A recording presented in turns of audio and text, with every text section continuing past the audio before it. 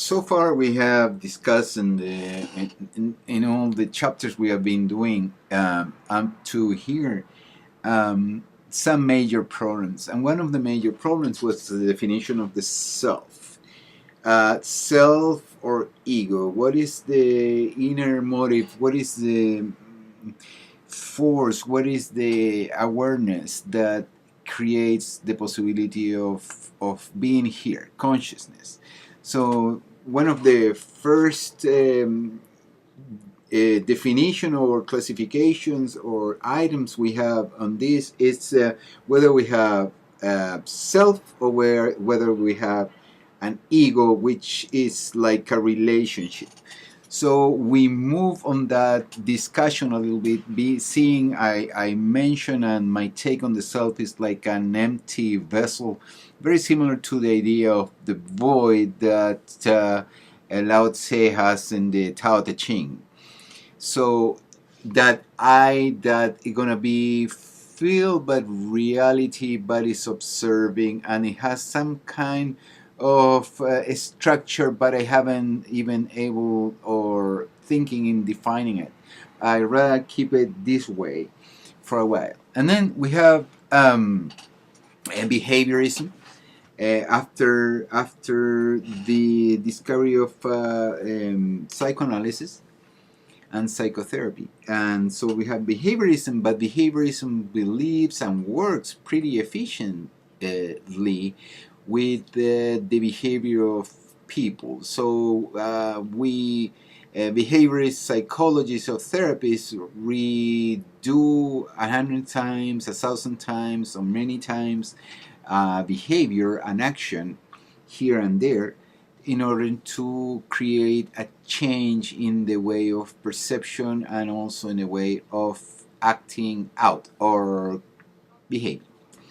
And then after that we have Humanistic Psychology, which is kind of a vague concept that from there comes different kind of psychology, but Humanistic Psychology basically it's stops in the idea of that the center of the problem is the human, and the human deserves a better or a different way of approach, psychological approach or psychological therapy, different than just the mere repetition of a specialized term or specialized concepts that in order to grasp and to fix and fulfill the prophecies of health that psychology supposedly will perform for you and for me and for us. So we observe that, and the idea of consciousness and an idea of the self has been kind of not very much addressed, not very much considered, but at the end of the day, we come out in the late 20th century, beginning the 21st century, with a new psychology that is basically expressing the feelings and the moment and the ideology of the first world in this time, and it's called the postmodern psychology. The postmodern psychology is, I think, it's very important. It's important this time. Important. It's kind of too general, obviously, but I think in this case it's relevant because this kind of psychology puts in perspective these ideas that I was discussing before: the self, the ego and its relationships. And for the postmodern psychology, the self does not exist. Definitely does not exist. And one of the claims they have is this: all ideas about human reality are social constructions. So we know from now that reality or culture is a social construction. So, but this philosophy, this belief, this tool of this new way of seeing psychology, like seeing also not culture as a social construction, but humans as a social construction, it's kind of like stretching a little bit, to me, is stretching a little bit too much the concept.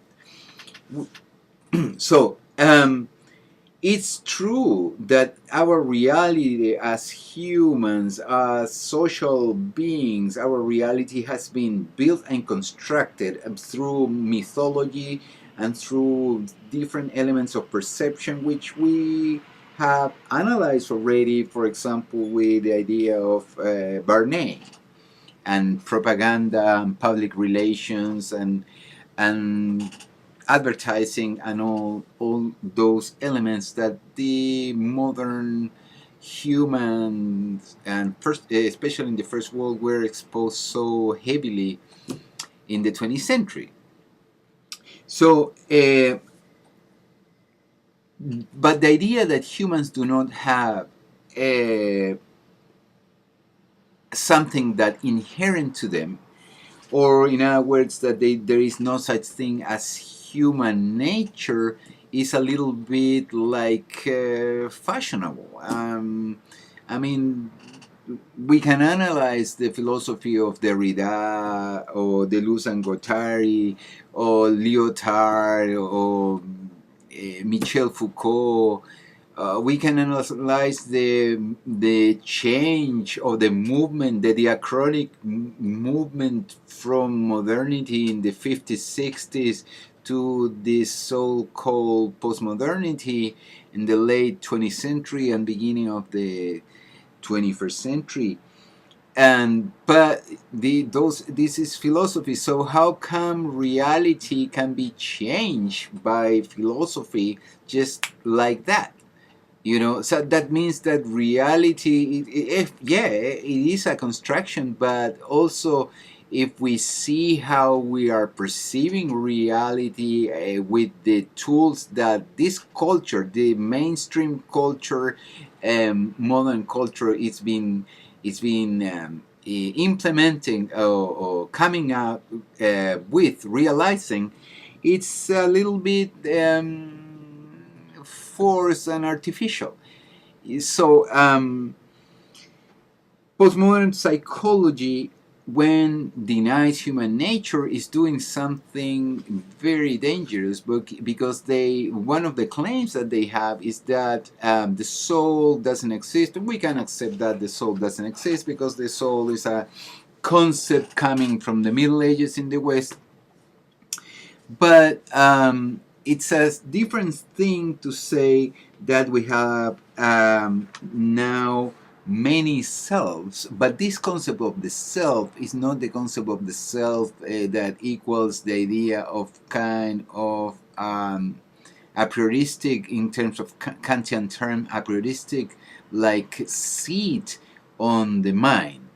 But it's the idea that you basically create new through your behaviors in reality, you create your inner energy, or more than your inner energy, but your inner the inner awareness, your consciousness. And they said, for example, they said this example. I have this article which is, it's kind of handy to relate with this kind of psychology. And they say, for example, they put the example of Mick Jagger. This is Mick Jagger, the Rolling Stones lead singer, was, and if the tabloids are to be believed, remains a classic libertine. But he is also a father, and until recently, at least a family man. Jagger is a rock and roller, a bohemian whose songs and lifestyles challenge traditional standards of behavior.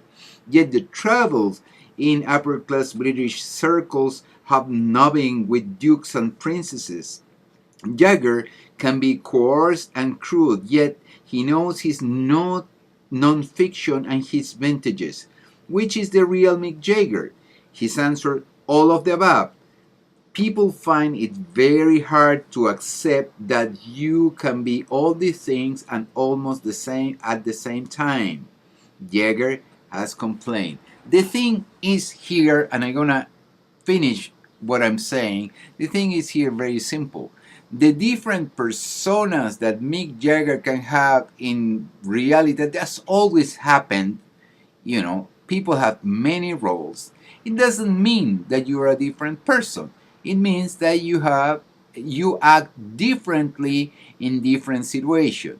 On top of everything, Mick Jagger is a millionaire, is a famous person, so he can do these things. But there are many other people that cannot do those things. So again, this is like a little trap. It's like when you don't dig enough to see the meaning, and they get you this kind of superficial, overwhelming, pompous kind of information that you really don't have tools to grasp in order to contest. So that's why I'm doing these little clips. Thank you.